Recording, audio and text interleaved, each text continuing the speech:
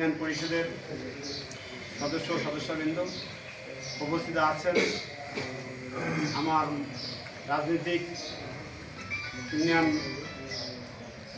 বিএনপির আহ্বায়ক আব্দুল হামিদ স্যার উপস্থিত আছেন। এখানে আমাদের ইউনিয়ন পরিষদের প্রশাসক উপস্থিত আছেন।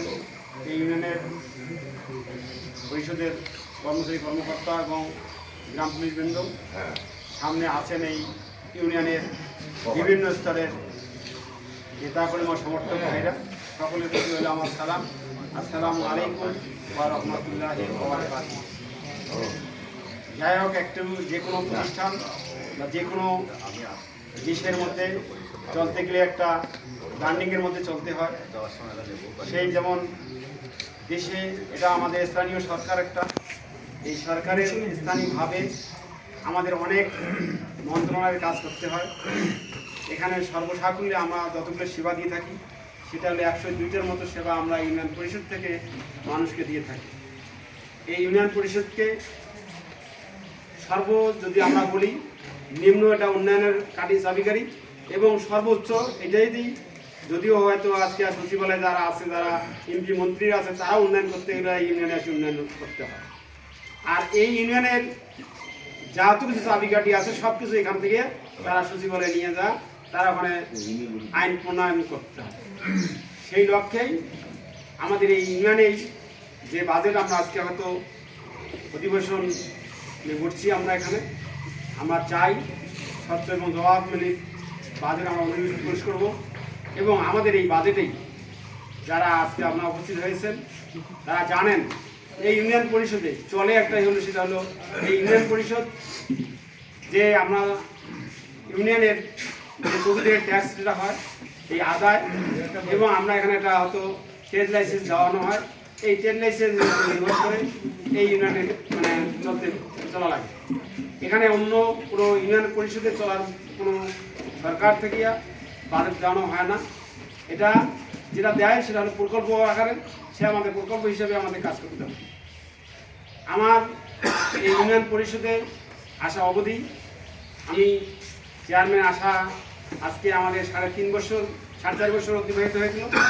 এই 4.5 বছরে আমি এই ইউনিয়ন পরিষদের যেগুলো অবকাঠামো আছে, যেগুলো রাস্তাঘাট আছে, যেগুলো উন্নয়নমূলক কাজে আমি যেটা করেছি, আমি আমার দিক দিয়ে আমি বলতে পারি, বা যারা এখানে উপস্থিত আছেন তারাও হয়তো বলতে পারবেন। আমি জানি 50 বছর আগে যারা চেয়ারম্যান মেম্বাররা ছিল তারা এইরকম উন্নয়নমূলক কাজের কোনো দৃষ্টান্তমূলক সাক্ষী রেখে যায়নি। তাই আমি এখানে একটা আছে যেটা হলো এই ইউনিয়নে যদি আমরা কর নিয়মিত না দিই, এই ইউনিয়নে আমরা যারা বসবাস করি তারা যদি আমরা কর নিয়মিত আদায় না হয়, তাহলে আমাদের এই ইউনিয়নে আমাদের যেভাবে চাপ ক্রিয়েট করানো হয়, যে এই চাপের কারণে যে আমাদের যত ইউনিয়নের যে আয় যতটুকু দেখাবে তার ইউনিয়নের অতটুকু বরাদ্দ আসবে, ওই হিসেবে তার ইউনিয়নের উন্নয়নের ধারাবাহিকতা থাকবে। কিন্তু আমরা অনেক সময় ভাবি যে যেমন হয়তো পৌরসভায় যারা আছে, পৌরসভার টোল বা পৌরসভায় ট্যাক্স দিতে হয়, অবিকল স্থানীয় সরকার যেগুলো আছে সবগুলোর একই অবস্থা। ইউনিয়ন পরিষদে যারা বসবাস করব, ইউনিয়ন পরিষদে যারা বসতবাড়ি আছে তাদের এই বসতবাড়ির ট্যাক্সটা তারা নিয়মিত পরিশোধ করতে হয়। এবং ইউনিয়ন পরিষদে যারা এখানেই রিক্সা আছে, অটো ভ্যান আছে, হটবডি আছে, যারা হয়তো পাওয়ার টিলার আছে, ট্রাক্টর আছে, ইউনিয়ন পরিষদ দিলে রাস্তা ব্যবহার করে, এই কারণে তাদেরকেও এই ইউনিয়ন পরিষদের ট্যাক্সের আন্ডারে সরকার নিয়ে রাখছে, তাদেরকেও ট্যাক্স দিতে হয়।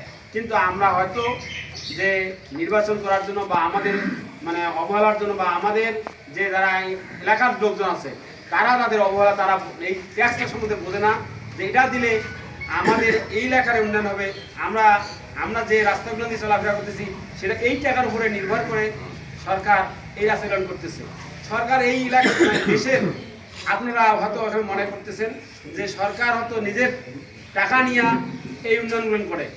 আপনাদের ট্যাক্সের, আপনাদের ভ্যাট, আপনাদের আয়কর আমরা যারা দেই, এই আয়করের উপর নির্ভর করে সরকার যে আয়কর 5,000, হাট বাজার ইজারালব্ধ হতে 2,50,000, পশু জবের উপর 20,000, ফোয়ারের উপর 5,000, তারপরে ইজি বাইক, তারপরে অটো রিক্সা যেগুলো আছে এটার উপর আমরা 50,000, গ্রাম আদালত 3,000, বিভিন্ন সনদ ফি 2,50,000, সম্পত্তি ভাড়া 5,000, অন্যান্য 9,38,984 টাকা, জন্ম মৃত্যু নিবন্ধন ফি 1,20,000 টাকা, মোট 30,26,600 টাকা।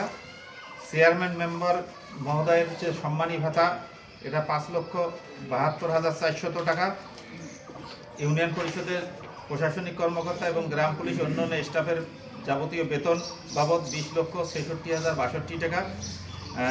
সর্বসাকুল্যে দুইটা হচ্ছে 26,38,462 টাকা। মোট রাজস্ব আয় হলো 56,65,062 টাকা। এখন উন্নয়ন আয় হচ্ছে স্থাবর সম্পত্তি 1% 5 লক্ষ টাকা, এডিপি রাজস্ব এবং উন্নয়ন সহ 22 লক্ষ টাকা, কাবিটা টিআর 70 লক্ষ টাকা, অতি দরিদ্রদের জন্য কর্মসংস্থান কর্মসূচি বা খাল খনন কর্মসূচি যেটা এখন রূপান্তরিত, এটা 98,76,000 টাকা, ভিজিটি ভিজিএফ জিআর নগদ অর্থ 1,10,50,000 টাকা, ইউনিয়ন উন্নয়ন সহায়তা তহবিল যেটা আগে এলজিএসপি নাম ধারণ ছিল এটা হচ্ছে 23 লক্ষ টাকা। যদি আমরা দক্ষতা ভিত্তিক কোনো পুরস্কার প্রাপ্ত হই সেটা সহ এখানে ইনক্লুড করা আছে।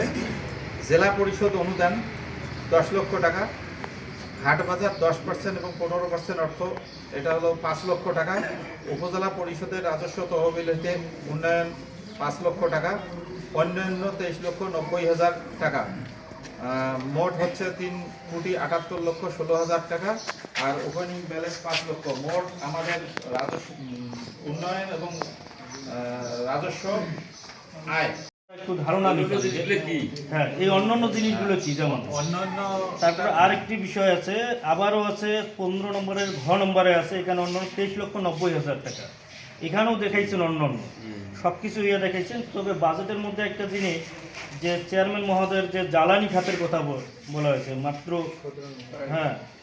6,000 টাকা, এখানে আবার দেখেছেন পরিবহন ব্যয়, এটা পরিবহন ব্যয়টা আমাদের ইউনিয়নে কোন পরিবহনের ব্যয় এটা হয়? আমাদের এটা ভিজিএফ ভিজিটি হ্যাঁ, যেটা এটা আছে এবং ওইটা গ্রাম একটু সামগ্রী যেটা উপজেলা থেকে নিয়ে আসা হয় সেটাই করি। জি জি। তারপরে আবার এখানে দেখাইছেন ইউনিয়ন খাতে 20 নম্বরে যোগাযোগের ওখানে দেখেছেন অনেক একটা টাকার অ্যামাউন্ট। এটা আমাদের রাস্তার যে উন্নয়ন কাজ করা হয় এইটাই উন্নয়ন যে রাস্তার তারপরে বিভিন্ন রাস্তার কাজ করা হয়। কৃষিও শেষ একটা দেখাইছেন, এখানেও ইয়ে আছে, স্বাস্থ্য আছে। এই যে এই বিষয়গুলো একটু ক্লিয়ার হইলে হয়তো বা আমরা আরও উপকৃত হইতাম। আর একটা বিষয় যে যেহেতু এখানে কৃষি অফিসারগণ আছে বা বাইরে যারা আছে সবার সঙ্গে একটু পরিচয় হলেও আমরা ভালো লাগতো যে আমরা ইউনিয়নবাসী এখানে যে কৃষি অফিসারের একটু দৃষ্টি আকর্ষণ করতে চাই, বা যেহেতু এই সবার সামনে কথা বলার ইয়ে হয় না, সবসময় সুযোগ হয় না, সেটি হচ্ছে যে আমাদের এই ইউনিয়নের যে কৃষি জমি এবং কৃষকদের যে কৃষি প্রণোদনা যেটা বলা হয় সেটা কি আগের নিয়মে আছে না নতুন করে যে আগে যারা পাচ্ছে এই 16 বছর ধরে সেই নামগুলোকে আমরা কিন্তু এখনো দেখতে পাচ্ছি। এটি কি পরিবর্তনের ক্ষেত্রে কোনো ইয়ে আছে কি না এবং নতুন করে কোনো চিন্তা ভাবনা করতেছেন কি না? মানে আগে দেখা যায় যাদের 20 জন জমি আছে ওই লোকগুলোই কিন্তু কৃষি প্রণোদনা পাচ্ছে, সরকারি যে সুযোগ সুবিধা তারা পাচ্ছে, নতুন করে কিন্তু গড়ে ফিরে দেখবেন কেউ পাচ্ছে না। এইটুকু চেয়ারম্যান মহোদয় সহ যারা এখানে আছেন আমি একটু দৃষ্টি আকর্ষণ করতেছি যে এই জিনিসগুলো এই ক্ষেত্রে একটু পরিবর্তন আনা যায় কিনা। ধন্যবাদ, এই ছিল আমার কথা।